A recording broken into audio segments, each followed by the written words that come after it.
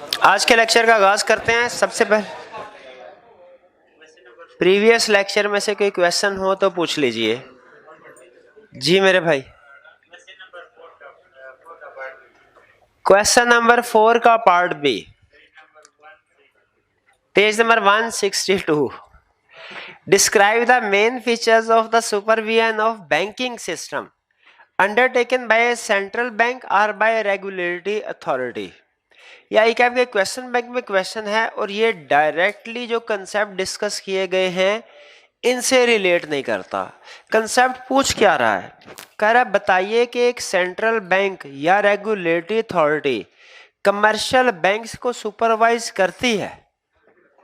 Supervision में क्या क्या चीजें वो सुपरवाइज करते हैं, क्या क्या चीज, बेसिक कंसेप्ट ही है। पहले हमें इससे ये समझना चाहिए कि सेंट्रल बैंक कमर्शियल बैंक की सुपरविजन करता क्यों है। वो इसलिए कि एक तो मुल्क में मॉनेटरी पॉलिसी इंप्लीमेंट हो इफेक्टिवली, और दूसरा कहीं ऐसा ना हो कि बैंक लोगों का पैसा लेके भाग जाए। इसीलिए बैंक सुपरवाइज करता रहता है उनको, और इस तरह ये भी ना हो कि लोगों के पैसे को इनइफेक्टिवली आगे लोन देने पे, जैसे किसी सियासी बंदे को लोन दे दिया ज्यादा और जो बाद में उसने माफ करवा लिया, तो जिन लोगों का पैसा था वो तो जाया हो गया, उनको नुकसान हो गया। इसीलिए सेंट्रल बैंक सुपरवाइज करता है। अब वो कह रहा है फीचर्स ऑफ सुपरविजन। फीचर्स का मतलब सुपरविजन किस किस तरीके से करता है। तो सुपरविजन पहला पॉइंट इसमें यह है कि central bank of Pakistan supervision में रिजर्व रेशो डिटरमिन करता है, जो कि सेंट्रल बैंक ने अपने पास मेंटेन करनी है। दूसरा, सेंट्रल बैंक जो बैंकर्स में हाई पोजीशंस होती हैं, हाई पोस्ट, इन पे कौन लोग काम करेंगे उनका क्वालिफिकेशन क्राइटेरिया भी बताता है, ये भी बैंक सुपरवाइज करता है। दूसरी बात, और तीसरी बात, बैंक लोन देने के लिए गाइडेंस भी प्रोवाइड करता है उनको कि आपने जब किसी को लोन देना है इन चीजों को सामने रखना है। जैसे सेंट्रल बैंक कहता है कि आपने किसी एक ही पार्टी को बहुत ज्यादा हाई अमाउंट के लोन के तौर पे नहीं दे देने, ठीक है, बल्कि एक सर्टन परसेंटेज, वो परसेंटेज वगैरह डिटेल में हमारे सिलेबस में नहीं है, वो आप लॉ में पढ़ेंगे, वो भी सीफैप लेवल पे जाके, कि वो उन्हें प्रूडेंशियल रेगुलेशंस कहते हैं। बैंक ने रेगुलेशंस इशू की हुई हैं लोन देने के हवाले से भी, कमर्शियल बैंक ने उनको भी फॉलो करना होता है। सेंट्रल बैंक रिजर्व रिक्वायरमेंट भी इंपोज करता है, कमर्शियल बैंक ने उनको भी फॉलो करना है। सेंट्रल बैंक हाई पोस्ट पे काम करने के लिए, जैसे बैंक का सीएफओ सीईओ वगैरह, इनमें लोगों की क्वालिफिकेशन क्या होगी ये भी सुपरवाइज करता है। तो ये तीन एरियाज मैंने आपको बताए जिनमें सुपरवाइज करता है सेंट्रल बैंक कमर्शियल बैंक को। पहला एरिया कौन सा था? रिजर्व रिक्वायरमेंट वाला। दूसरा एरिया क्वालिफिकेशन बताने वाला। तीसरा एरिया रेगुलेशंस इशू करने वाला लोन देने के लिए, ताकि बैंक जब दूसरी पार्टीज को लोन दे उन रेगुलेशंस को फॉलो करते हुए लोन दे। जैसे उन रेगुलेशन में एक रेगुलेशन ये भी है कि किसी सिंगल पार्टी को आपने बहुत ज्यादा लोन नहीं देना, और कॉमन सेंस की बात है, हो सकता है वो रीपे ना कर पाए, बैंकरप्ट हो जाए तो नुकसान हो जाएगा शेयर होल्डर का, ठीक है। डायरेक्टली ये कंसेप्ट जो है वो हमारे स्टडी टेक्स्ट में या बुक में डिस्कस नहीं हुआ। इनडायरेक्टली अगर आप थोड़ा सा सोचें तो आप पॉइंट रेज कर सकते थे, ठीक है। एक पॉइंट ये बता सकते थे कि रिजर्व रेशो इंश्योर करता है सेंट्रल बैंक, और अगर खुद से सोचते तो ये भी बता सकते थे कि मॉनेटरी पॉलिसी भी इंप्लीमेंट करता है। सेंट्रल बैंक सुपरविजन में इंश्योर करता है कि कमर्शियल बैंक उसकी मॉनेटरी पॉलिसी के अकॉर्डिंगली काम कर रहे हो। जी, ये पॉइंट समझ आ गया आपको? और कोई क्वेश्चन? कोई क्वेश्चन नहीं। चलिए आज के कंसेप्ट की तरफ चलते हैं। आज का कंसेप्ट टेक्निकल है और इजी है, क्योंकि ये कंसेप्ट इससे पहले हमने कुछ डिफरेंट प्लेसेस पे पढ़े हुए हैं। आज के लेक्चर में आपको मोर देन 50% पोर्शन जो है वो ऑलरेडी लगेगा कि हमने पढ़ा हुआ है। आज के लेक्चर में हम 3 कंसेप्ट स्टडी करेंगे। पहला, monetary policy and its tools. दूसरा objectives, conflicts and limitations of monetary policy, objective, conflicts and limitations of monetary policy. और तीसरा लिक्विडिटी ट्रैप। ये कंसेप्ट है, 3 कंसेप्ट। अच्छा बताइए, मॉनेटरी पॉलिसी के बारे में हम आज स्टडी करने जा रहे हैं। क्या फिस्कल पॉलिसी के बारे में हम पढ़ चुके हैं? किस चैप्टर में पढ़ा था? फिस्कल पॉलिसी क्या होती है? फिस्कल पॉलिसी के टूल्स क्या हैं?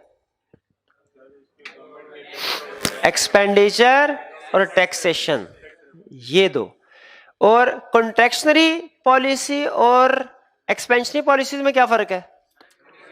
कॉन्ट्रैक्शनरी पॉलिसीज वो हैं जो कि एग्रीगेट डिमांड को कम करती है, रेट ऑफ ग्रोथ को स्लो करती हैं। और एक्सपेंशनरी पॉलिसीज वो हैं जो रेट ऑफ ग्रोथ को इंक्रीज करती हैं, एग्रीगेट डिमांड को बढ़ाती हैं। बिल्कुल ठीक। आज हम स्टडी करने जा रहे हैं मॉनेटरी पॉलिसी। पहले तो बताइए मॉनेटरी पॉलिसी होती क्या है? इंप्लीमेंट कौन करता है? Central bank. इसमें इकोनॉमी को कंट्रोल किया जाता है, मैक्रो इकोनॉमिक ऑब्जेक्टिव अचीव किए जाते हैं। किस लिए मैक्रो मॉनेटरी पॉलिसी इंप्लीमेंट की जाती है? मैक्रो इकोनॉमिक ऑब्जेक्टिव को अचीव करने के लिए। और ये कैसे इंप्लीमेंट की जाती है? मॉनेटरी पॉलिसी में क्या किया जाता है? सप्लाई ऑफ मनी को कंट्रोल किया जाता है। जिस तरह फिस्कल पॉलिसी में हम एक्सपेंडिचर और टैक्स के जरिए से मैक्रो इकोनॉमिक ऑब्जेक्टिव अचीव करते हैं, उसी तरह मॉनेटरी पॉलिसी में हम सप्लाई ऑफ मनी के जरिए से मैक्रो इकोनॉमिक ऑब्जेक्टिव्स को अचीव करते हैं, इकोनॉमी को कंट्रोल करते हैं। जैसे अगर एग्रीगेट डिमांड बढ़ानी हो तो सप्लाई ऑफ मनी को इंक्रीज कर दिया जाए, अगर एग्रीगेट डिमांड कम करनी हो सप्लाई ऑफ मनी को डिक्रीज कर दिया जाए।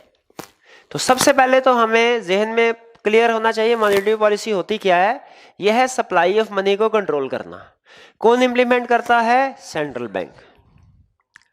नेक्स्ट, टूल्स क्या हैं, यानी किन किन तरीकों से सप्लाई ऑफ मनी को कंट्रोल किया जाता है, किन किन तरीकों से मॉनेटरी पॉलिसी को इंप्लीमेंट किया जाता है।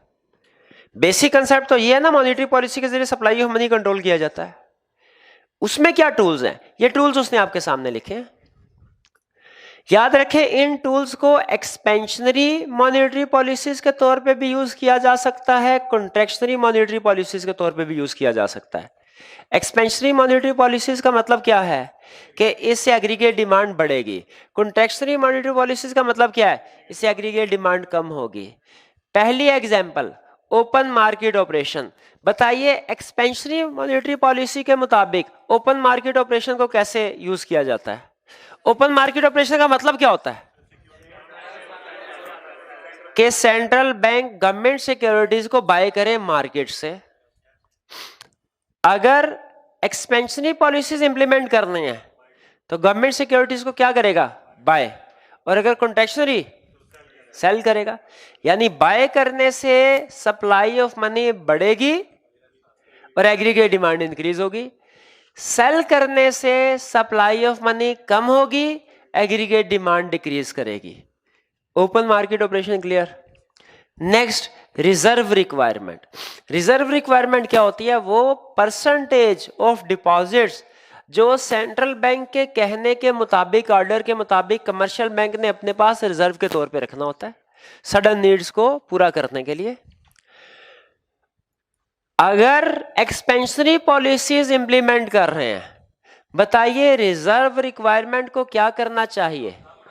कम करना चाहिए। जब रिजर्व रिक्वायरमेंट कम करेंगे, बैंक ज्यादा अमाउंट लोन के तौर पे देंगे, सप्लाई ऑफ मनी इंक्रीज होगी, एग्रीगेट डिमांड बढ़ जाएगी। और अगर रिजर्व परसेंटेज बढ़ा दी जाए तो बैंक्स की लैंडिंग पावर जो है वो कम हो जाएगी, सप्लाई ऑफ मनी कम, एग्रीगेट डिमांड भी कम। Reserve requirement clear. Next, discount rate policy. ये डिस्काउंट रेट क्या होता है? जिस पे सेंट्रल बैंक कमर्शियल बैंक्स को लोन देता है, या समटाइम कमर्शियल बैंक भी एक दूसरे को इस रेट पे लोन देते हैं, रिसीव करते हैं। ये इनका इंटरनल, बैंक्स का इंटरनल रेट है। ये इंटरेस्ट रेट इसको नहीं कहते, इसको डिस्काउंट रेट भी कहते हैं, बेस रेट भी कहते हैं इसको, बेस रेट। लेकिन इंटरेस्ट रेट नहीं कहते, क्योंकि इंटरेस्ट रेट तो वो है जो मार्केट में कंज्यूमर को ऑफर किया जा रहा है, कस्टमर्स को ऑफर किया जा रहा है, ये इंटरनल रेट। लेकिन याद रखें, सेंट्रल बैंक जो डिस्काउंट रेट डिसाइड करेगा वो कमर्शियल बैंक की सप्लाई ऑफ मनी पावर को इफेक्ट करता है।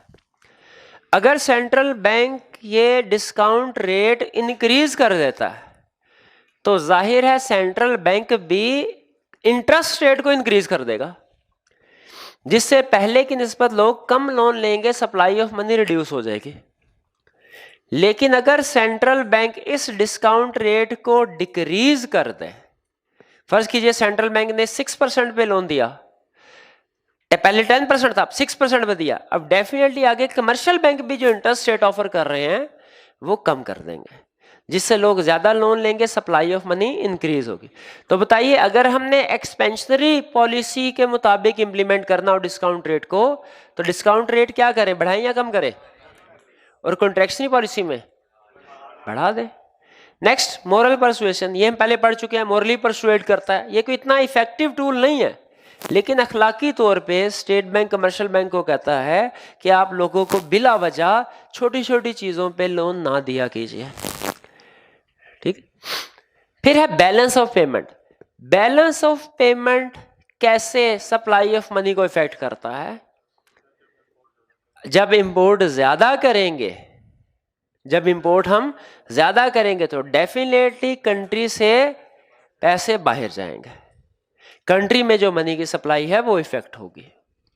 और इसी तरह एक्सपोर्ट का केस, एक्सपोर्ट में पैसे आएंगे। तो ये हमारे 5 टूल्स हैं जी। नए कंसेप्ट है या पहले पढ़ा हुआ हमने? टूल्स। अब आगे चलते हैं। लिमिटेशन कहता है कि सम टाइम ऐसा होता है कि कमर्शियल बैंक, ये जो मॉनेटरी पॉलिसी होती है ये इतनी इफेक्टिव नहीं हो पाते। फिस्कल पॉलिसी की भी कोई लिमिटेशन थी कि नहीं थी? क्या लिमिटेशन थी फिस्कल पॉलिसी की?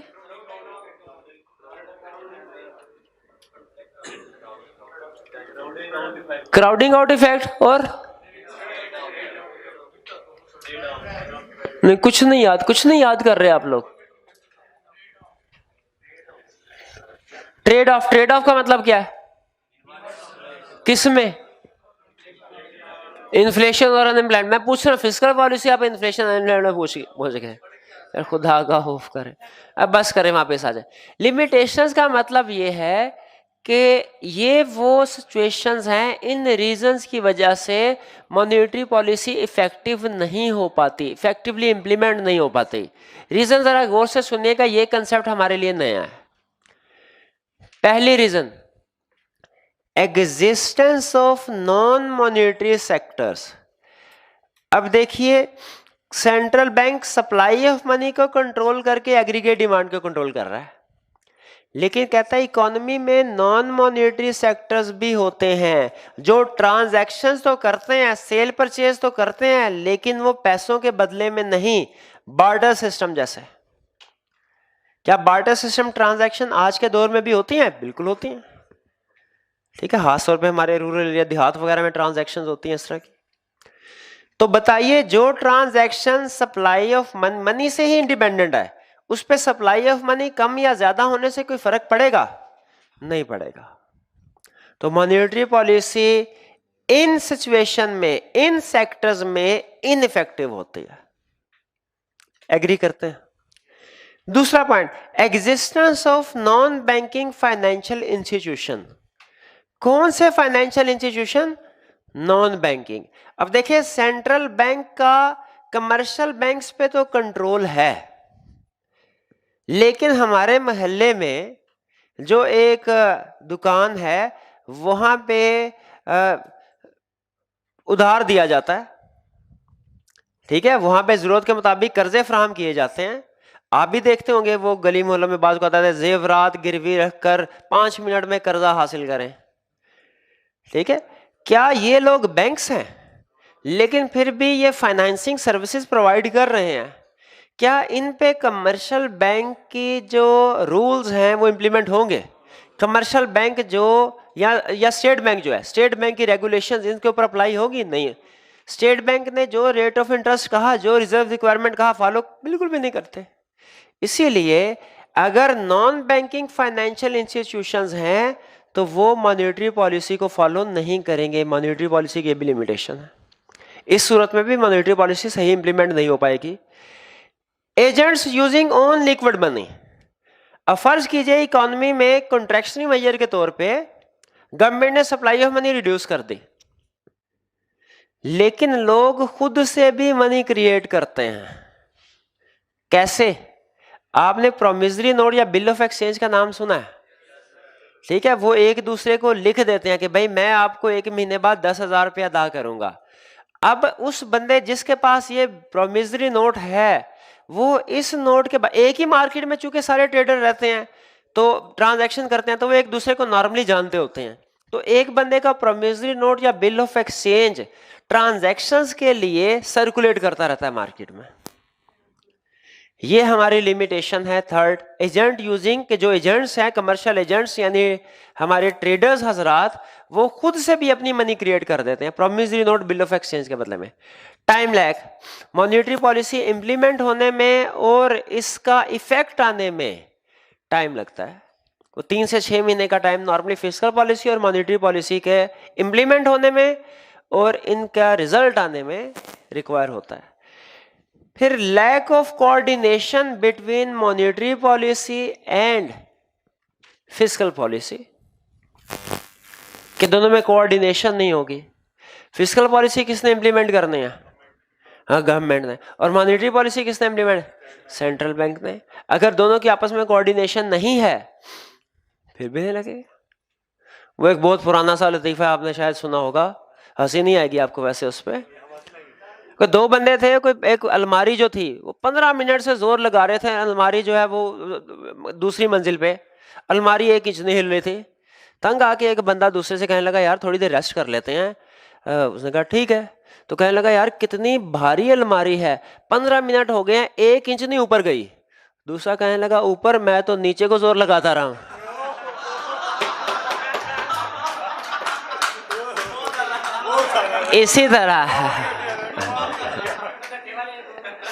इसी तरह अगर फर्ज कीजिए कि सेंट्रल बैंक जो है मॉनेटरी पॉलिसी एक्सपेंशनरी इंप्लीमेंट कर रहा हो और गवर्नमेंट फिस्कल पॉलिसी में कॉन्ट्रैक्शनरी पॉलिसी इंप्लीमेंट कर रही हो, बताइए इकोनॉमी 1 इंच भी हिलेगी अपनी जगह से?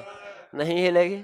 और फिर दोनों थक हार के सर जोड़ के बैठेंगे, इकोनॉमी क्यों नहीं हिल रही? हाँ जी। तो कहेगा भाई हाँ जी, एक जो है वो एक्सपेंशनरी पॉलिसी इंप्लीमेंट कर रहा है और दूसरा कॉन्ट्रैक्शनरी, तो इससे भी कोई फर्क नहीं पड़ेगा कोऑर्डिनेशन ना होने की वजह से। Conflict in objectives, conflict in objectives, monetary policy के ऑब्जेक्टिव्स होते हैं कुछ, क्या नहीं होता है? अच्छा, ये ऑब्जेक्टिव्स मैं ऑब्जेक्टिव आपके साथ शेयर कर रहा हूं, आपने बताना है इससे पहले कहीं पढ़े हैं कि नहीं, और पढ़े हैं तो कहां पढ़े हैं। इकोनॉमिक ग्रोथ होनी चाहिए। सेंट्रल बैंक का ऑब्जेक्टिव है इकोनॉमिक ग्रोथ हो। इकोनॉमिक ग्रोथ किसको कहते हैं? एग्रीगेट डिमांड बढ़े, आउटपुट बढ़े, इंक्रीज हो, प्रोडक्शन इंक्रीज हो, फुल एम्प्लॉयमेंट लेवल होनी चाहिए। मॉनेटरी पॉलिसी का ऑब्जेक्टिव होना चाहिए full employment level, price stability, exchange rate stability, credit control. Credit control का मतलब क्या है? कि बहुत ज्यादा उधार नहीं देना चाहिए वरना risk of bad debt increase हो जाता है। बताइए ये कंसेप्ट सारे आपने कहां पढ़े हैं? जब हमने मैक्रो इकोनॉमिक्स स्टार्ट की थी चैप्टर 6 में। हाँ, चैप्टर 6 के पहले पेज। यानी इसका मतलब ये हुआ, गौर से सुनिएगा बात, जो मैक्रो इकोनॉमिक्स के ऑब्जेक्टिव्स हैं तकरीबन वही ऑब्जेक्टिव फिस्कल पॉलिसी के भी हैं और वही ऑब्जेक्टिव मॉनेटरी पॉलिसी के भी हैं। जो ऑब्जेक्टिव मैक्रो इकोनॉमिक्स के हैं कि गवर्नमेंट के क्या ऑब्जेक्टिव होते हैं, वही फिस्कल पॉलिसी के ऑब्जेक्टिव, वही मॉनेटरी पॉलिसी के ऑब्जेक्टिव। क्वेश्चन कोई सा भी पूछ ले तकरीबन सेम ऑब्जेक्टिव्स होते हैं। भैया ये आप 2 स्टूडेंट साइड पे हो जाए जरा। हाँ, आपकी छोटी छोटी जो एक दूसरे बातें करते हैं, मेरी डिस्टर्बेंस होती है, साइड पे हो जाइए आप और अवॉइड कीजिएगा डिस्कशन को। ऑब्जेक्टिव हो गए हमारे 5, economic growth, full employment, price stability, exchange rate stability, credit control, इसमें कोई कंसेप्ट जो समझ में ना आ रहा हो? आगे चल, वो कहता है कि यहाँ पे हम पढ़ रहे थे कंफ्लिक्ट इन ऑब्जेक्टिव्स। इस कंसेप्ट को समझाने के लिए आपके सामने ऑब्जेक्टिव रखे गए। कंफ्लिक्ट का मतलब क्या है कि जितने भी ऑब्जेक्टिव्स हैं असली तौर पे तो मॉनेटरी पॉलिसी इंप्लीमेंट करते हुए सारे के सारे ऑब्जेक्टिव अचीव होने चाहिए, सारे के सारे ऑब्जेक्टिव अच्छे हैं, लेकिन कहता है सम टाइम इन ऑब्जेक्टिव्स का आपस में कंफ्लिक्ट होता है। यानी अगर आप एक ऑब्जेक्टिव को अचीव करने की कोशिश करें तो कोई ना कोई दूसरा ऑब्जेक्टिव कंप्रोमाइज हो जाता है, ट्रेड ऑफ होता है। एक ऑब्जेक्टिव अचीव करें तो दूसरे को कंप्रोमाइज करना पड़ता है, दूसरा ऑब्जेक्टिव अचीव नहीं हो पाता। जैसे एक छोटी सी एग्जांपल देता हूं, बताइए क्या फुल एम्प्लॉयमेंट होनी चाहिए, क्या प्राइस स्टेबिलिटी होनी चाहिए, लेकिन हमने पढ़ा है फिलिप्स कर्व में क्या कि इनवर्स रिलेशनशिप है अनएम्प्लॉयमेंट और इन्फ्लेशन में। इसका मतलब ये हुआ अगर हम फुल एम्प्लॉयमेंट की तरफ जाते हैं यानी अनएम्प्लॉयमेंट को रिड्यूस करते हैं तो इन्फ्लेशन इंक्रीज होगी, प्राइस स्टेबिलिटी नहीं रहेगी। बताइए इन दोनों ऑब्जेक्टिव में कंफ्लिक्ट आ गया कि नहीं? ये प्राइस स्टेबिलिटी और फुल एम्प्लॉयमेंट में, ये पहला कंफ्लिक्ट। दूसरा, इकोनॉमिक ग्रोथ होनी चाहिए और गवर्नमेंट और क्रेडिट को भी कंट्रोल करना चाहिए, एक्सेसिव कंट्रोल।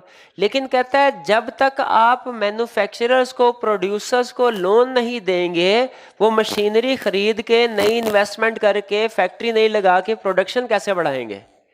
ये conflict number 2, conflict number 2। Third कह रहा है एक्सचेंज रेट स्टेबिलिटी होनी चाहिए versus economic growth. Economic growth का यह भी मतलब है कि विद इन द कंट्री भी प्रोडक्शन ज्यादा हो। इकोनॉमिक ग्रोथ का यह भी मतलब है कि हम एक्सपोर्ट ज्यादा से ज्यादा करें। अब एक्सपोर्ट ज्यादा से ज्यादा करने के लिए क्या करना पड़ता है? करेंसी को डेप्रिशिएट करना पड़ता है, यानी करेंसी को 150 की बजाय 200 पे लाना पड़ेगा। किस लिए मुझे बताइए? अगर एक्सचेंज रेट 150 पर डॉलर से रुपीज 200 पर डॉलर पे जाता है तो पाक रुपीज डेप्रिशिएट हो रहा है कि एप्रिशिएट हो रहा है? डेप्रिशिएशन से मुझे बताइए कि इंपोर्टर खुश होगा कि एक्सपोर्टर? एक्सपोर्टर, क्योंकि पहले $1 की एक्सपोर्ट करने से 150 रुपीज आते थे, अब $1 की एक्सपोर्ट करने से 200 रुपीज आएंगे, तो एक्सपोर्टर ज्यादा एक्सपोर्ट करने की कोशिश करेगा। इसका मतलब है अगर आप अपनी कंट्री की इकोनॉमिक ग्रोथ बढ़ाना चाहते हैं, एक्सपोर्ट बढ़ाना चाहते हैं, तो उसके लिए आपको अपनी करेंसी को डीवैल्यू करना पड़ेगा, डेप्रिशिएट करना पड़ेगा। तो इसका मतलब यह हुआ इकोनॉमिक ग्रोथ और एक्सचेंज रेट स्टेबिलिटी, इनमें भी कंफ्लिक्ट है। अगर आप इकोनॉमिक ग्रोथ चाहते हैं, करेंसी डेप्रिशिएट करना पड़ेगी, एक्सचेंज रेट स्टेबिलिटी कंप्रोमाइज हो जाएगी। और एक्सचेंज रेट को स्टेबल रखते हैं तो फिर एक्सपोर्टर्स के लिए कोई इंसेंटिव नहीं होगा एक्सपोर्ट करने का, एक्स्ट्रा इंसेंटिव नहीं होगा। ऑब्जेक्टिव्स क्लियर हुए और कंफ्लिक्ट समझ आ गए जी? देखिए हम ये देख रहे हैं कि गवर्नमेंट ने क्या रेट डिसाइड किया। फर्ज कीजिए गवर्नमेंट ने, एक हम आगे जाके एक्सचेंज रेट के टॉपिक में इस कंसेप्ट को डिटेल में डिस्कस करेंगे, हमारा चैप्टर 14 है कि एक्सचेंज रेट जो डिटरमिन होता है किन फैक्टर्स की बेस पर डिटरमिन होता है और इकोनॉमी को कैसे इफेक्ट करता है। ठीक है, ये कंसेप्ट वहां पर। फिलहाल इस बात से एग्री करते हैं कि जब पाक रुपी डेप्रिशिएट होगी, एक्सपोर्टर्स को फायदा पहुंचेगा और उनके रेवेन्यू ज्यादा होगा। अच्छा, नेक्स्ट लास्ट कंसेप्ट लिमिटेशन का, जो कि हमारे नेक्स्ट कंसेप्ट की बेस बन रहा है, लिक्विडिटी ट्रैप। सिखा क्या रहा है कि sometimes monetary policy effectively implement नहीं हो पाती, किस वजह से? लिक्विडिटी ट्रैप की वजह से। अब हमने समझना ये लिक्विडिटी ट्रैप क्या है और इसमें मॉनेटरी पॉलिसी इफेक्टिवली क्यों नहीं इंप्लीमेंट हो पाते। लिक्विडिटी ट्रैप उस सिचुएशन को कहते हैं जब इकोनॉमी रिसेशन में हो, पहली चीज। अच्छा, इकोनॉमी रिसेशन में है, फिस्कल पॉलिसी भी इंप्लीमेंट की जा सकती है रिसेशन से निकलने के लिए, एग्रीगेट डिमांड बढ़ाने के लिए, और फिस्कल पॉलिसी भी और मॉनेटरी पॉलिसी दोनों इंप्लीमेंट की जा सकती है। हम इस वक्त मॉनेटरी पॉलिसी पढ़ रहे हैं। बताइए इकोनॉमी रिसेशन में है, क्या करना चाहिए? सेंट्रल बैंक मनी सप्लाई बढ़ानी चाहिए। उसमें एक मेजर टूल क्या होगा? इंटरेस्ट रेट कम कर दे। सेंट्रल, अजगौर से सुनिएगा जरा कहानी, सेंट्रल बैंक इंटरेस्ट रेट को कम कर देगा, बहुत कम, और फिर सोचेगा क्या कि अब लोग लोन लेंगे, इससे नई फैक्ट्री वगैरह लगाएंगे, मशीनरी इंपोर्ट करेंगे, लोगों को प्रोडक्शन बढ़ेगी, लोगों को नौकरियां भी मिलेगी, इकोनॉमी का पहिया आहिस्ता आहिस्ता चलेगा। स्टेट बैंक ने 3 महीने 6 महीने इंतजार किया, इकोनॉमी का पहिया नहीं चला। हालांकि इकोनॉमी रिसेशन में है और इंटरेस्ट रेट भी लो है। स्टेट बैंक ने इन्वेस्टिगेशन की, लोगों से पूछा, प्रोड्यूसर से, इन्वेस्टर से, सर इंटरेस्ट रेट इतना कम है, 1% पे आ गया, 2% पे आ गया, आप लोन लेके तो नया बिजनेस स्टार्ट क्यों नहीं करते? उन्होंने कहा सर हमारी एक्सपेक्टेशन है कि फ्यूचर में इकोनॉमी अनहेल्दी होगी। अनहेल्दी का मतलब ये है कि फ्यूचर में भी चीजों की डिमांड नहीं बढ़ेगी, लोग चीजों को डिमांड नहीं करेंगे, और हमारी एक्सपेक्टेशन ये भी है कि कहीं ऐसा ना हो हम 1% 2% रेट ऑफ इंटरेस्ट पे लोन ले ले और इसके बाद आप साल 2 साल 3 साल के बाद रेट ऑफ इंटरेस्ट को बढ़ा दें, हम ट्रैप हो जाएं, उस वक्त फौरी तौर पे हम इतना ज्यादा इंटरेस्ट शायद पे ना कर पाए। तो ये हमारे फियर्स हैं, एक्सपेक्टेशन है कि फ्यूचर में, अब इकोनॉमी देखे रिसेशन में है, रिसेशन में बताइए जो चीजों की प्राइसेस होती हैं वो इंक्रीज कर रही होती हैं कि डिक्रीज कर रही होती हैं?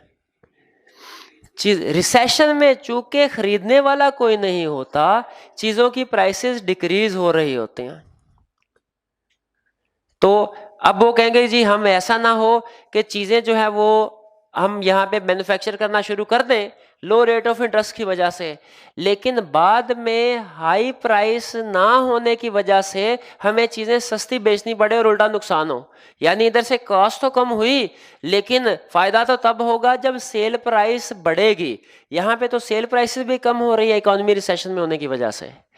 इन फियर्स की वजह से, इन एक्सपेक्टेशन ऑफ इकोनॉमी की वजह से जो इन्वेस्टर्स हैं वो इन्वेस्टमेंट नहीं करते, जिससे मॉनेटरी पॉलिसी फेल हो जाती है, इकोनॉमी ग्रो नहीं कर पाते।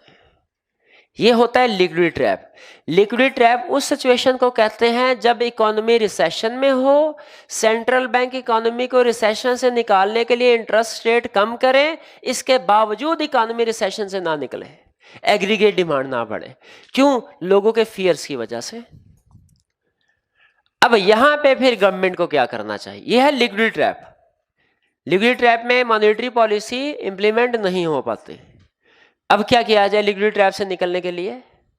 वो कहता है पहली चीज, भाई liquidity trap, monetary policy ineffective हो गई, कोई बात नहीं, एक अभी भी चीज है हमारे पास, क्या? फिस्कल पॉलिसी, इसको इंप्लीमेंट कर दो। भाई मॉनेटरी पॉलिसी, इसमें गवर्नमेंट खुद से स्टेप ले और एक्सपेंडिचर इंक्रीज करे अपना।